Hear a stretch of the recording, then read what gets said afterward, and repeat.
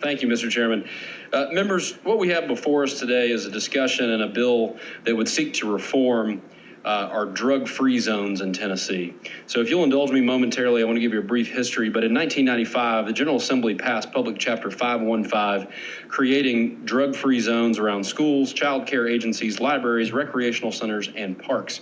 The stated purpose of that act was for the purpose of providing vulnerable persons in this state an environment in which they can learn, play, and enjoy themselves without the distractions and dangers that are incident to the occurrence of illegal drug activities. While this was well-intentioned, unfortunately, this policy has not been accomplishing the outcome that the legislature intended.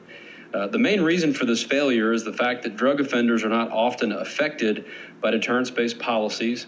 As states have increasingly strengthened their drug penalties, drug offenders still recidivate at higher rates. Over 75% of drug offenders released from prison typically return within 3 years. And the chances of a typical drug dealer being caught during a transaction are actually quite low, unfortunately. With such low chances of detection, offenders are unlikely to be deterred from dealing because of the distance possibility of a prison term, or being deterred due to policymakers creating a longer prison term for that crime. In addition, psychological research has shown that many drug-involved individuals are not responsive to deterrence because of either the seriousness of their addiction and/or their attitudes about morality and the law in general. It would also be my argument today that these zones cast far too wide a net in our communities. While 1,000 feet may not sound like a lot, over a quarter of the state's total land area within city limits is covered by a zone. Depending on the makeup of the city, the numbers can be even more staggering. Knoxville, for example, is 39% covered by a zone, but the eastern portion of the city is 58% covered. The unintended consequence of such a large zone is that the law affects more individuals than the General Assembly meant to target. For example, while Murray County, which is in my district, represents only 0.43% of the state's population, 13% of all drug-free zone offenders were convicted in Murray County. Even minor drug offenses occurring within someone's private residence due to their addiction or a small amount of drugs found in a person's vehicle as they drive through a zone subject individuals to mandatory sentence enhancements and mandatory minimum sentences and fines. Those of you who were in the subcommittee heard me talk about a young man. I receive an email from his father quite regularly, and I'm not making any excuses for this behavior whatsoever. Should not have happened. But the young man was caught with 2.3 grams of cocaine. For those of you who've maybe never been in the room with 2.3 grams of cocaine, it's my understanding that's about the equivalent of 2 Sweet and Low packets. So while he should not have had it, certainly not a large amount that you would expect to see with a drug trafficker, that sort of a thing. And because that man was found within 1,000 feet in one of these drug-free zones, he is now serving a sentence that is greater than he would have served if he had committed second-degree murder. His father hopes to see him again outside of a prison before he passes away, but not sure he'll get that opportunity. And so the question is whether or not that is equitable, that for literally the same crime, if he'd been across the street and not within that zone, it would have been a much different outcome. Hopefully we could have gotten that person into recovery court or in drug court, and they could see their life turned around and changed in a different way. The last point even highlights the next shortcoming in the law. The punishment does not fit the crime. Hamstrung by the mandatory minimum language of the statute, judges are not free to use their discretion to sentence an offender appropriately. For example, as I mentioned before, and I'll reiterate again, possession of a ½ gram of cocaine, a small amount for a common user, again, I'm not excusing the behavior, but a small amount, in a zone would be a Class A felony with a mandatory minimum sentence of 15 years. However, second-degree murder carries a minimum sentence of 15 years, but with an opportunity for release after 13 years. So we can see where we're just not meeting the intended public policy goal.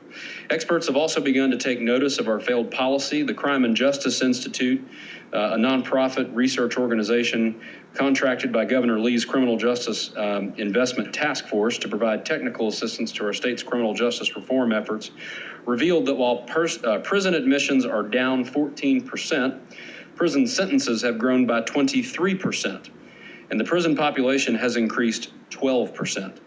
This costly trend is in part due to the inefficient effect of our current drug-free zone law.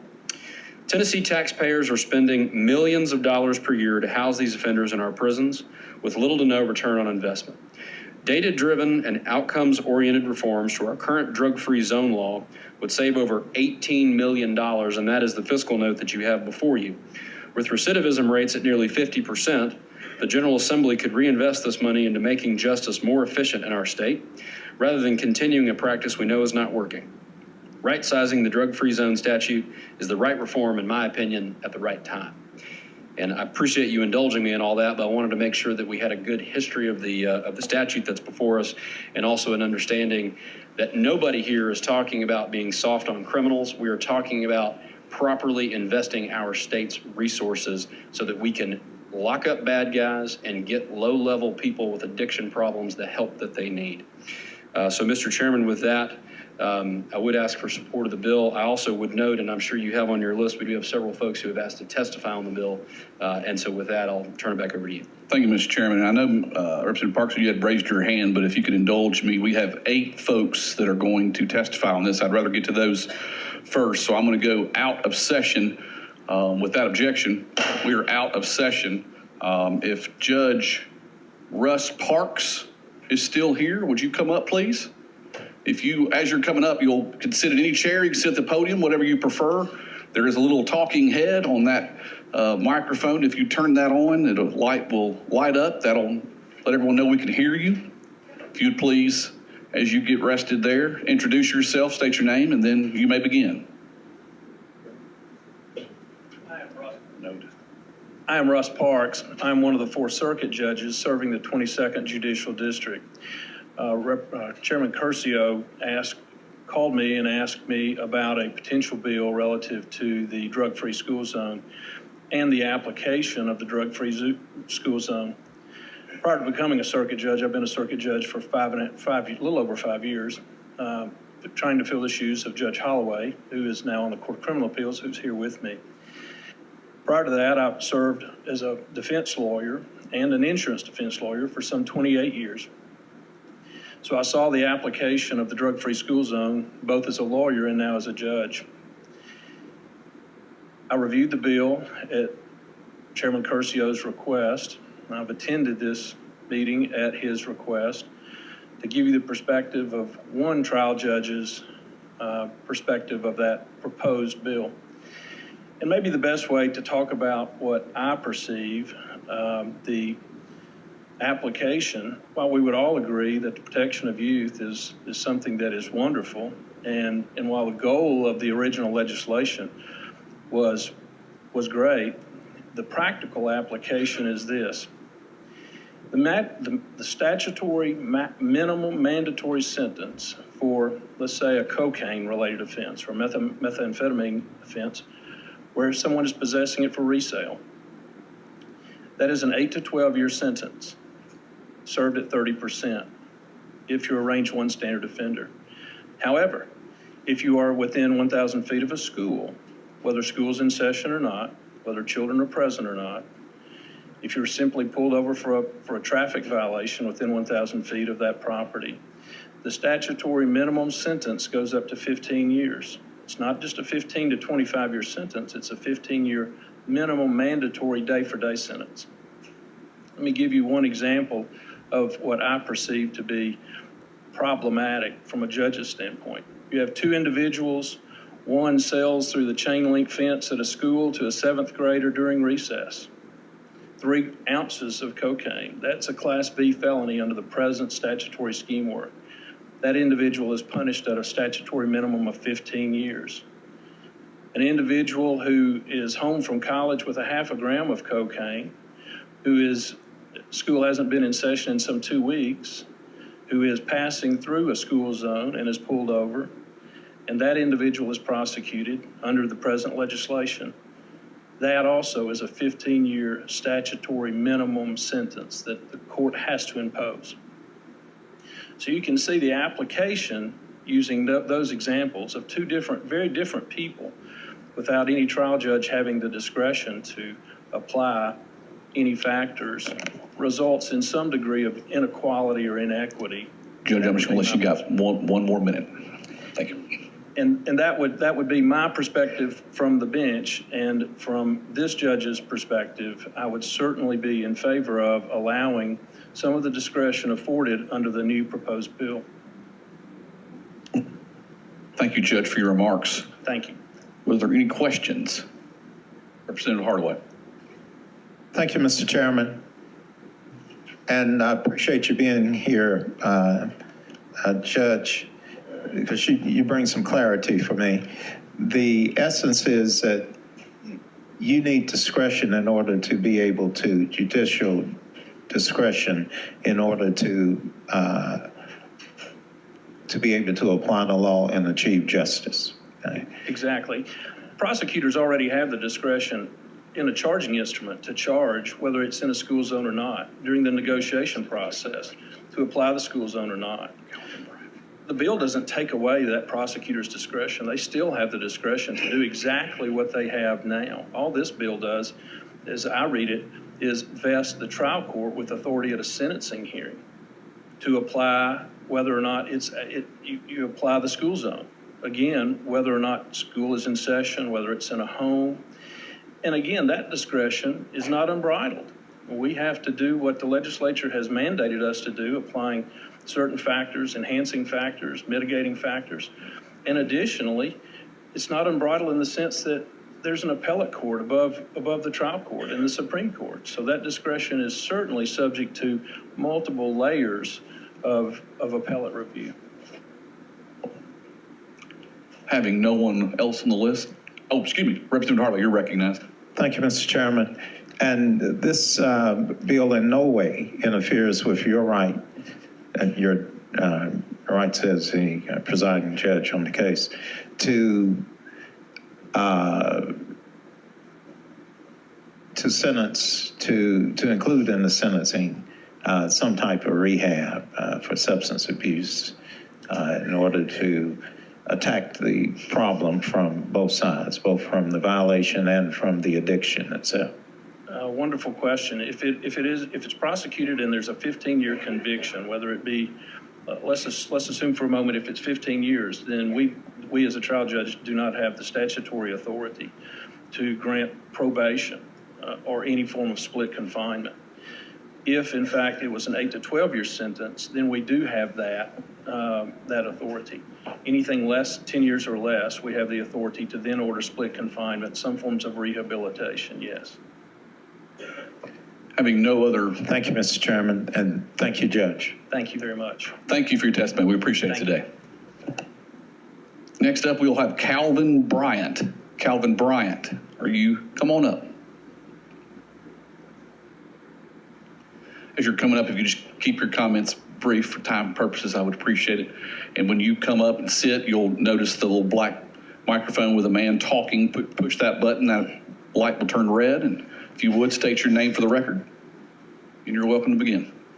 Calvin Bryant. Yeah, my name is Calvin Bryant. I want to thank y'all for allowing me to be here today. And 2008, I was, well, first of all, I'll give you a little background on myself. My name is Calvin Bryant.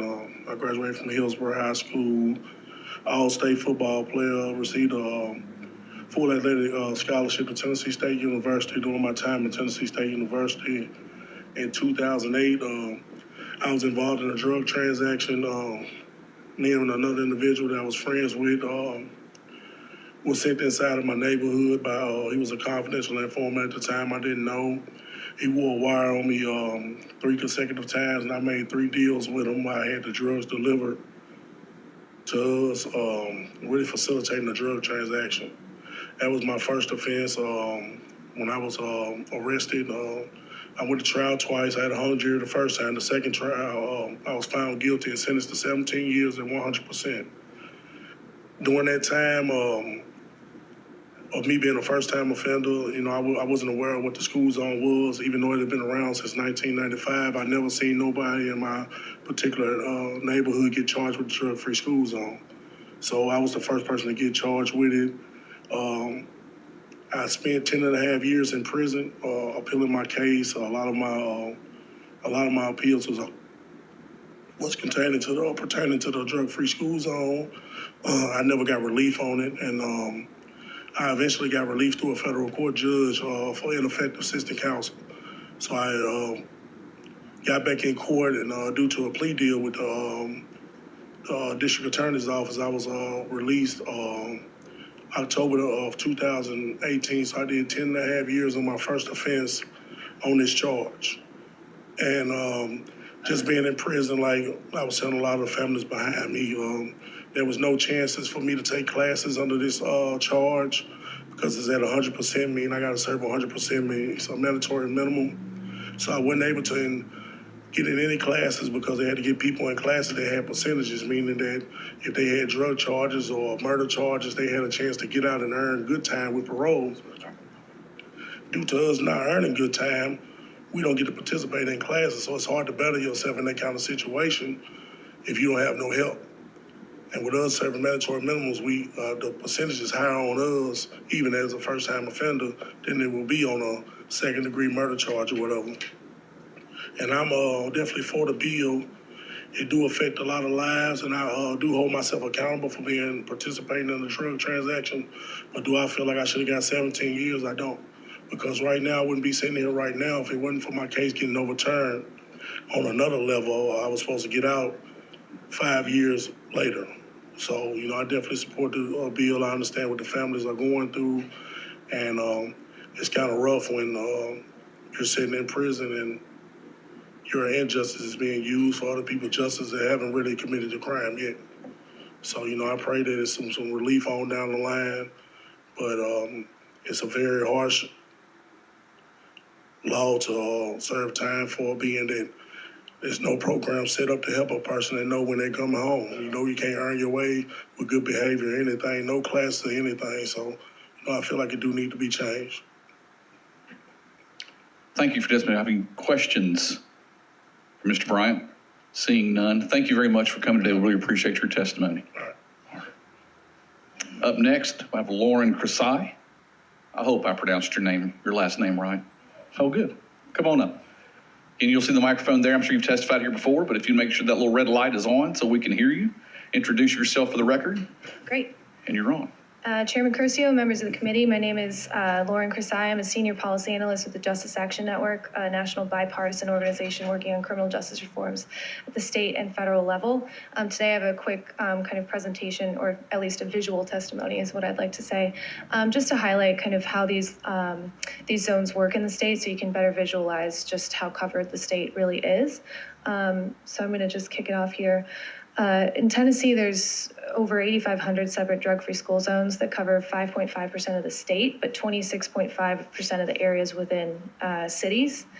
Within the counties, Davidson County is 27.5% covered.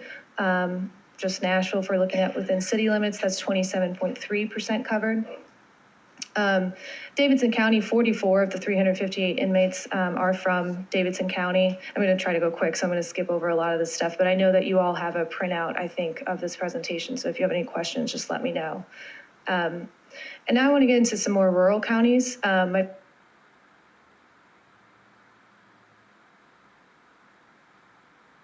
point here today is just to show that this isn't just an urban issue. This is prevalent throughout the state, and there are some rural counties that are actually more covered than some of the major cities in the state. So Sullivan County, 8.6% of the total area of the county is within a drug-free school zone, but within city limits, 28%. Now that's more than Davidson County. Sullivan County also has sent much more drug-free school zone or inmates who have been sentenced under this enhancement. It's used a lot more in Sullivan County, which shows that the discretion, like Chairman Curcio was mentioning before, the discretion varies widely by the counties, as we'll see in a little bit, but there are more inmates from Sullivan County than there are from Davidson County. Maury County, similarly, 4% total area, but within city limits, that's 21%. And then again, they've sent 27 of the 358 inmates for drug-free school zone violations. Cities, I know Chairman Curcio talked about this a little bit before, but Memphis, some of the cities are really covered. Memphis, 38% is within a drug-free school zone. But like I said before, discretion varies widely by the county. So whereas Sullivan County, they've sent much more inmates, they've used this enhancement much more. Memphis, there's only 6 inmates from Memphis who have been sentenced under these laws. Knoxville, 39% covered. East Knoxville, that's 58% covered. And they have sent the majority, or of all the counties, they have sent more inmates under these laws, 125 out of the 358.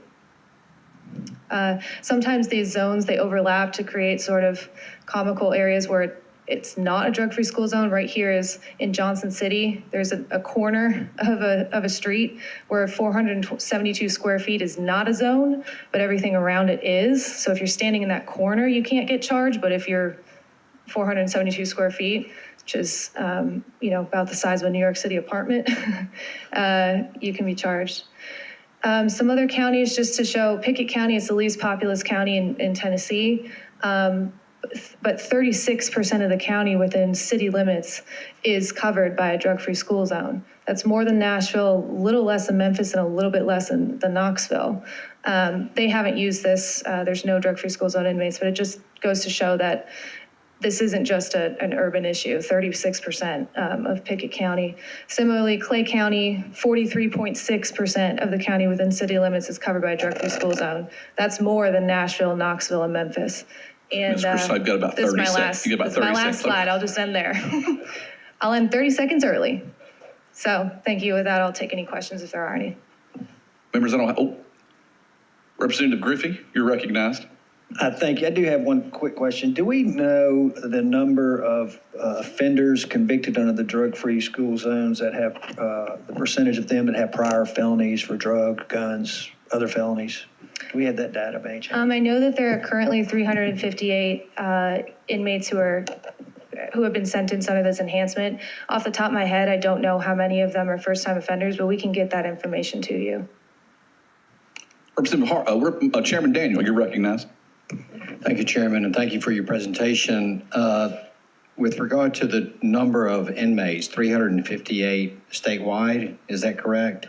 Yes, I got that information from the DOC January 7th, so I believe it was the end of December 2019. That's the total, yeah. If a person is arrested on the drug-free zone charge, but pleads down to a lesser offense and is incarcerated, would that total, that 358, reflect those persons? No, those are just individuals who have been sentenced under that enhancement, so not people who have pled down to lesser charges. Thank you.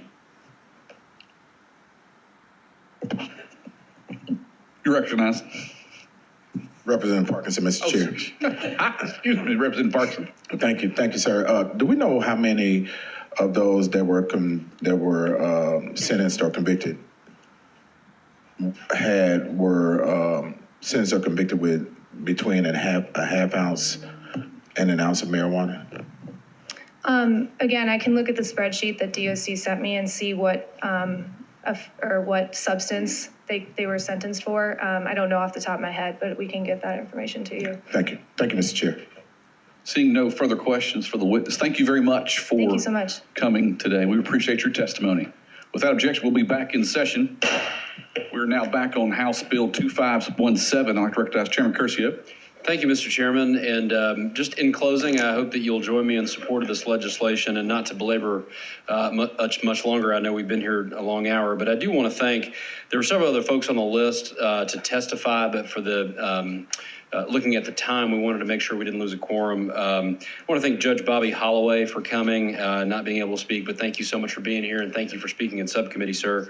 Also want to recognize and thank Mr. Matthew Charles, who was President Trump's guest at the State of the Union address last year and is a champion for criminal justice reform. Thank you, Mr. Charles, for being here, and I apologize we didn't get to hear from you today, but I know we'll have other opportunities hopefully this year. I'd also like to thank Buell Moore, father of an impacted individual who came today. Thank you, sir, for making the trip. And again, we apologize we didn't have the opportunity to get to you, but I do thank you for your advocacy. And Kevin Ring, the president of Families Against Mandatory Minimums, for being here. Thank you very much. And again, my apologies for not being able to bring you up here, but we certainly appreciate your work. And then last but not least, Ms. Julie Warren, who's the state Director of Right on Crime for Tennessee and Kentucky, and no stranger to this committee. So thank you very much for your time and your support of this legislation. With that, Mr. Chairman, I would renew my motion. I have just one member on the list, Representative Griffey. You're recognized. Thank you, Mr. Chairman, and thank you, Chairman, for bringing this legislation. I understand the purpose of it, and I agree we all don't want to see sentencing disparity and sentences that don't reflect our desire to try to change behavior and deter criminal behavior. We've talked about some of my thoughts on this approach, and I could certainly support a provision that maybe we don't kick these sentences up an offense level, and maybe my suggestion that maybe we make folks that get sentenced under this enhancement, they got to serve a minimum 50%. Before they have a release eligibility date hearing if they're range 1, maybe 55% for range 2 offenders, maybe 60% for range 3 offenders, and maybe some tighter restrictions that